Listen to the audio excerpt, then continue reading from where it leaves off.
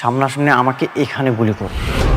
হ্যাঁ হ্যাঁ, অনেক তো বৃষ্টির সামনে রেগে গিয়ে বৃষ্টিকে বললো, তুমি যদি পিছন থেকে মেঘলাকে মারতে চাও তাহলে তার আগেই আমাকে শেষ করে দাও। শুধু তাই না, এদিকে আপনারা দেখতে পারবেন অনিককে যে গুলি করতে চেয়েছিল সেটা আসলে সাব্বির ছিল না, সেখানে ছিল রাতুল। রাতুলে মূলত অনিককে মেরে ফেলতে চেয়েছিল। সোভিয়ার্স, তাহলে তো বুঝতেই পারছেন আজকের এই ভিডিওটা কতটা মজার হতে চলেছে। তাই ভিডিওটির মূল টপিকে ফিরে যাওয়ার আগে আপনারা যারা ভিডিওটাতে লাইক করেন নাই তারা অবশ্যই লাইক করে ভিডিওটা দেখতে থাকুন। সোভিয়ার্স, আপনারা গরিব ঘরের রাজপুত্র নাটকের 33 নম্বর পর্বে কিন্তু আশ্চর্যজনক ঘটনাগুলো দেখতে পারবেন। কারণ 33 নম্বর পর্বটিতে আপনারা দেখতে পারবেন যে অনিক কিন্তু এখন বৃষ্টিকে ভুল বোঝা শুরু করেছে। কারণ বৃষ্টি অনিককে বারবার রিকোয়েস্ট করেছে সেজন্য মেঘলাকে ছেড়ে দেয় এবং মেঘলাকে ডিভোর্স দিয়ে দেয়, কিন্তু অনিক এবার কিন্তু মেঘলাকে বুঝেছে এবং সেই সাথে মেঘলাকে কিন্তু সাহায্য সহযোগিতা করে আবারও সেই সাবিনা গ্রুপের মালিক বানিয়েছে। মেঘলাই যে আসল সাবিনা গ্রুপ তা কিন্তু প্রমাণ করেছে অনিক। শুধু তাই না, এদিকে আপনারা দেখতেছেন অনিককে কিন্তু গুলি করতে চেয়েছিল। আসলে অনিককে কে গুলি করতে চেয়েছিল সেটা কিন্তু আপনারা দেখেননি।